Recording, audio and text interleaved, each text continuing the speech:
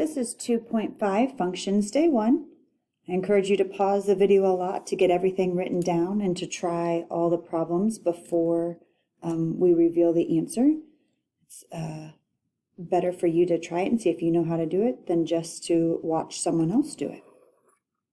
So before we get into the 2.5 things, let's do a quick warm-up on how to identify the domain of a function and interval notation. This is something we've done in several of our past units.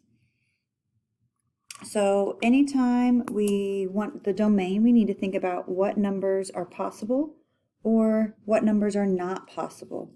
So if you have a radical, we want to have only positive numbers or 0 under the radical. So can't have negatives. So basically we want this radicand, 3 minus 4x, to be greater than or equal to 0. That keeps everything non-negative when we set it up that way. So then we just solve that. You can solve it in multiple ways. You can subtract the 3 or you can add the 4x. Sometimes people prefer to keep the x on the left, and so they would do minus 3 on both sides. Then divide by negative 4. When you divide by a negative, you have to switch the sign. Negative divided by a negative is a positive. So we get x is less than or equal to 3/4. It doesn't say we have to graph it, but sometimes graphically it helps us visualize what's happening. I saw a lot of people on the test solve it okay. They got the 3/4, but then when they went to do their interval notation, they wrote the interval notation incorrectly. And maybe it was because you didn't graph it to kind of see what was happening. So in this case, we have negative infinity all the way to 3/4. Since there was an equal to sign, we would put a bracket. Now what some people did on the test is they also said 3/4 to positive infinity. You can see on our graph, we're not going positive. We only want the negative portion, or the portion that's to the left. All right, so let's move into some new stuff today. We're going to be talking about even or odd functions. So a function is even means it's symmetric to the y-axis. And we're going to be doing some tests here. And these tests are required, so you can't just say even or say odd, because there are some shortcuts. But I want to make sure that you know how to do these tests. So even, it's symmetric to the y-axis. Odd, symmetric to the origin. Now, so let's take a look at the tests. To determine if a function is even or odd, algebraically, and this is what your test will say, it will want you to solve it algebraically, we have to evaluate f of negative x. So be sure to pause so you can get all of that written down. And let's talk about these tests. If you substitute in negative x and it comes out as a positive x, then your function is even. If you put in a negative x and you get the opposite, notice this teeny tiny little negative sign here, so the opposite of the whole function, then it's odd. Okay, so basically even means same as the original. If you do the test and it turns out exactly the same, then it's going to be even. If you do the test and all the terms are opposite, it's going to be odd. Now, if you have some combination of some are the same, some are the opposite, then we would say neither. All right, let's take a look at some examples so we can put these rules into practice. So again, if you don't have all that written down, hit pause until you do. That'll be important information to have. All right, so we're going to determine if the function is even, odd, or neither. So remember, the test is to put in a negative x. So we're testing by putting in an opposite of x here. So if you put the opposite of x in for that x, we'd have negative x squared plus 8. Well, negative x squared Anytime you square something, it's always positive, so we get x squared plus 8. And if you take a look at that, x squared plus 8, that's the exact same thing that we started with. So when we get the same thing, that tells us that this function is even. And remember what we said earlier, even means that it's symmetric to the y-axis.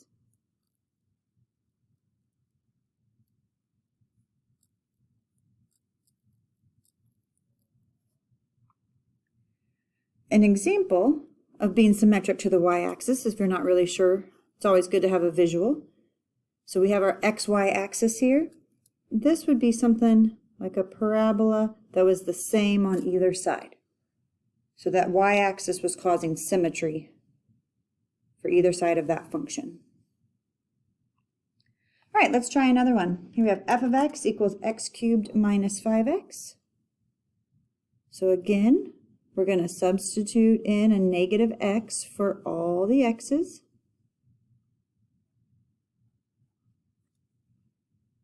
And this is a test that you'll have to show. So when you cube a negative, it stays negative. And then here we have a negative 5 times a negative x. So negative times negative is a positive. And if you compare this answer to our original, you'll notice that both terms are the opposite. And so when they're both the opposite, we say it's odd. And if you remember from earlier, odd means it's symmetric with respect to the origin.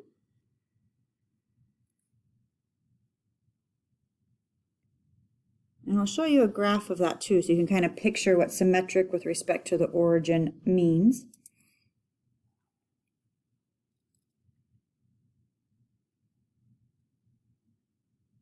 So if you would have a point, let's say -2, -4, the point +2, +4 would also be on there. So this is kind of what an odd graph looks like. Let's try one more.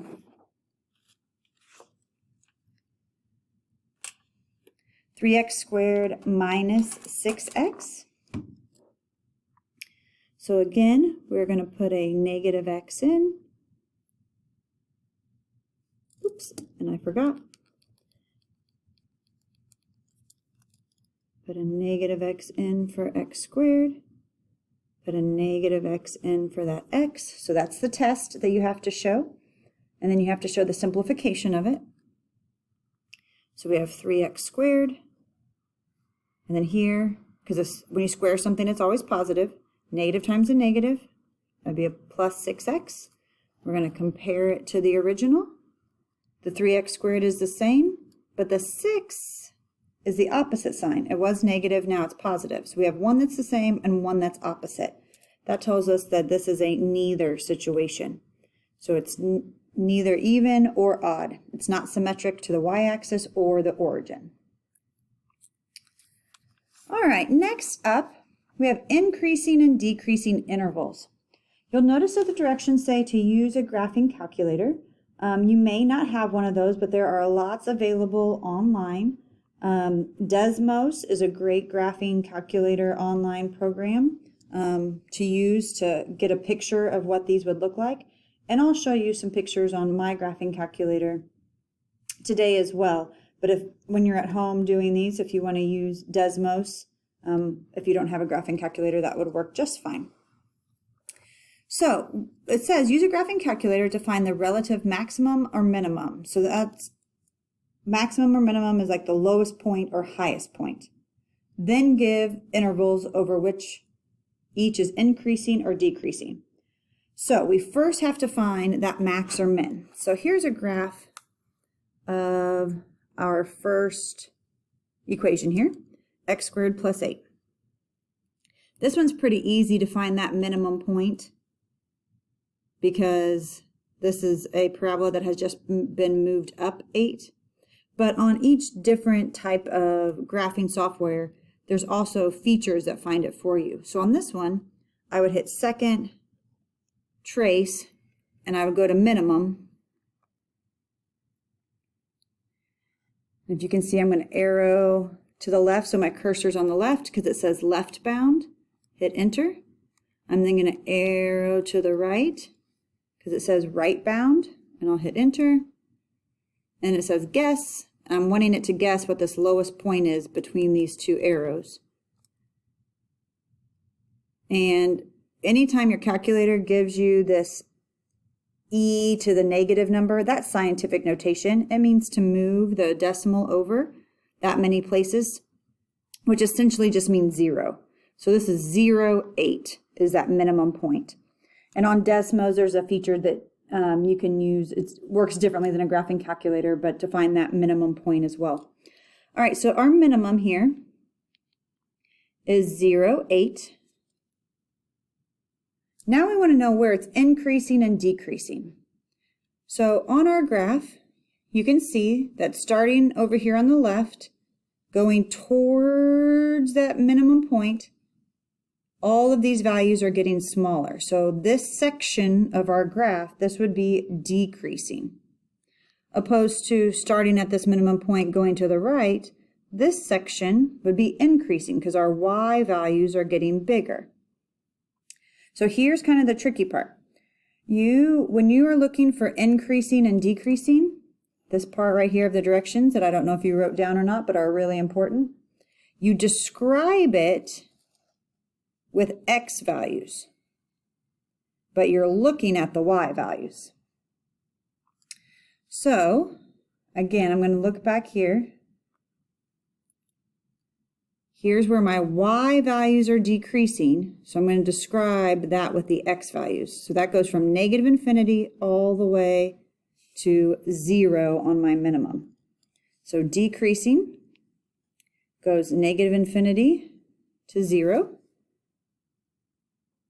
And then increasing starts at 0 on my x-axis and goes all the way to infinity as it's going up.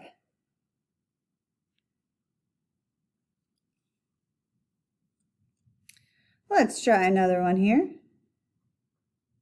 X cubed minus 5x. So again, you may want to play with using an online graphing tool if you don't have a graphing calculator. And that way, if you have any problems with it, you can let me know and I can help you with that.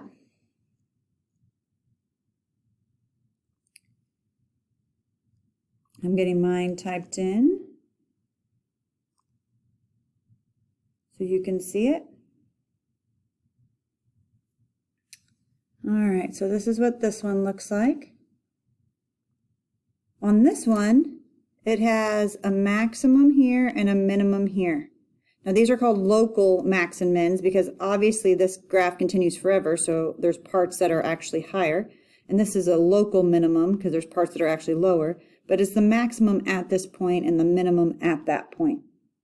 So we need to figure out what those values are.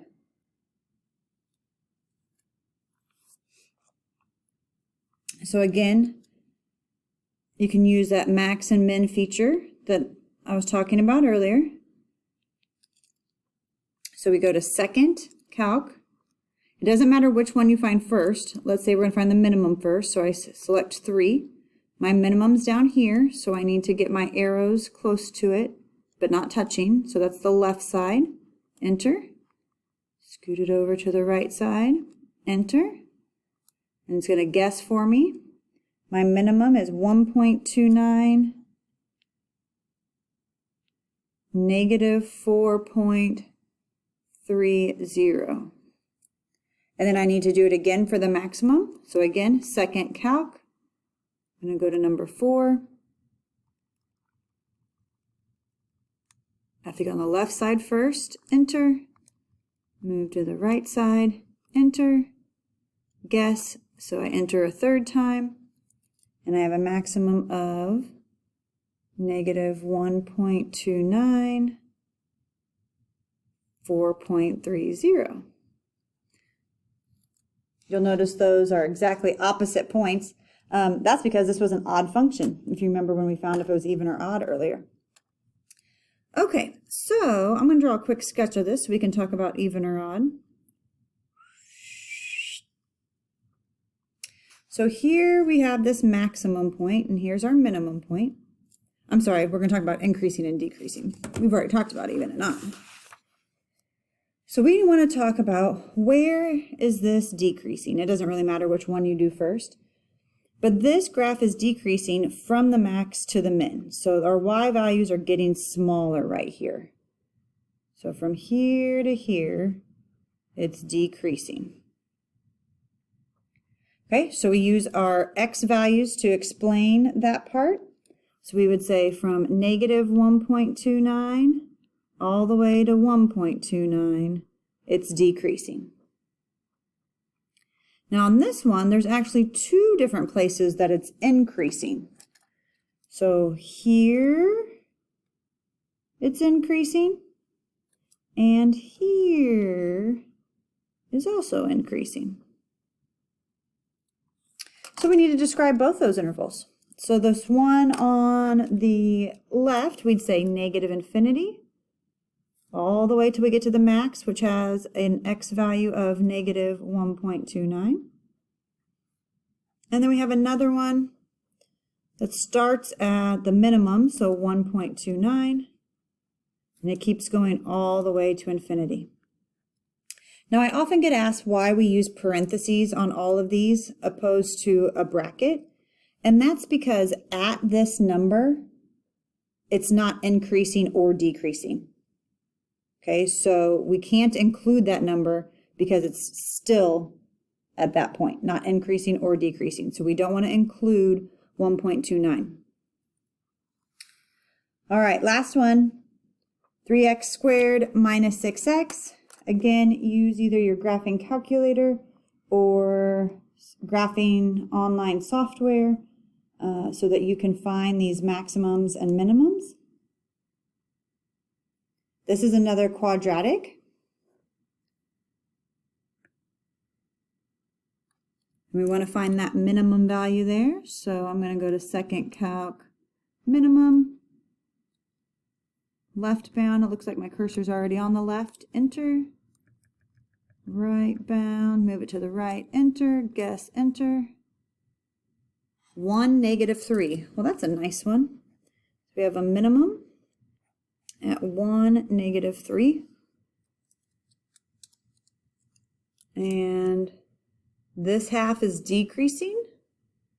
So decreasing from negative infinity all the way to 1. Make sure we use that x value. And then increasing 1 to infinity. This other side here is where we're increasing.